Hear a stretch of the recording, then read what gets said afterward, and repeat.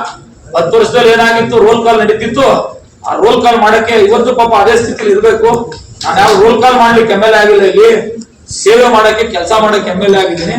3 ವರ್ಷ ಕಾಯಿಲಿ ನಮ್ ಕೆಲಸ ಕಾರ್ಯಗಳು ಜನತೆಗೆ ಇಷ್ಟ ಆಗ್ಲಿಲ್ಲ, ರೈತರಿಗೆ ಇಷ್ಟ ಆಗ್ಲಿಲ್ಲ ಅಂದ್ರೆ ನನಗ್ ಪಾಠ ಕಲ್ಸಿ ಮನೆ ಕಳಿಸ್ಲಿ, ಅದಕ್ಕೆ ನಾವು ತಯಾರಿದ್ದೀವಿ.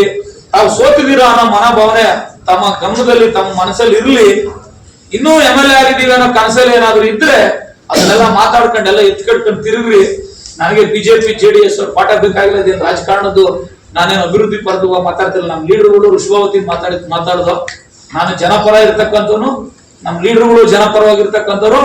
ಈ ತಾಲೂಕನ್ನ 2023 ಈ ತಾಲೂಕು ಹೆಂಗಿತ್ತು, 23 28 ಅವಧಿಯಲ್ಲಿ ಹೆಂಗಿತ್ತು ಅಂತಕ್ಕಂಥದನ್ನ ಸಾಕ್ಷಿ ಚಿತ್ರದ ಸಮೇತ ಪ್ರತಿ ಹಳ್ಳಿಲೂ ಅದನ್ನ ಬಿತ್ತರಿಸಿ ಅದನ್ನ ತೋರಿಸ್ತಕ್ಕಂಥ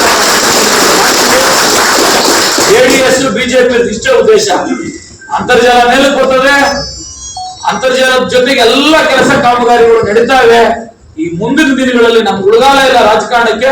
ಜನರು ದಿಕ್ತಪ್ಸನ ಅಂತ ದಿಕ್ತಪ್ಸ್ತಾ ಇದ್ದಾರೆ. ಜನ ಯಾರು ದಿಕ್ತಪ್ಪಲ್ಲ. ಕೋಲಾರಕ್ಕೆ ಚಿಕ್ಕಬಳ್ಳಾಪುರಕ್ಕೆ ಋಷಭಾವತಿ ಬಿಟ್ಟಾಗ ಕೋಲಾರ ಚಿಕ್ಕಬಳ್ಳಾಪುರ ಜನ ದಡ್ರ, ಯಲಹಂಕ ವಿಧಾನಸಭಾ ಕ್ಷೇತ್ರದ ಜನ ದಡ್ರ.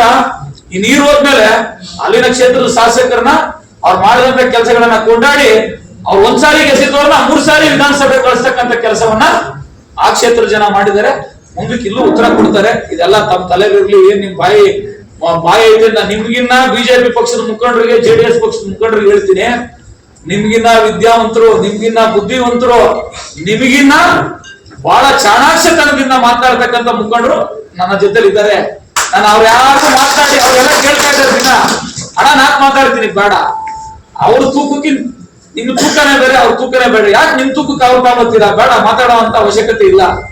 ನಾನು 2 ರಿಂದ 3 ತಿಂಗಳಿಗೊಂದ್ಸಾರಿ ನಂದೇ ಆದಂತ ಸರ್ವೆ ರಿಪೋರ್ಟ್ ಅನ್ನ ಇಡೀ ಕ್ಷೇತ್ರದ ಜನತೆಯಿಂದ ನಾನು ಕೊಡ್ಕೊಂಡಿದ್ದೀನಿ ಮಾಹಿತಿನ. ಪ್ರತಿ 3 ತಿಂಗಳು ಅದೇಳಲ್ಲ ಬೇರೆ ಯಾಕೆ, ನನಗೂ ಗೊತ್ತಿದೆ ಈ ಕ್ಷೇತ್ರದ ಜನತೆಯ ಭಾವನೆ.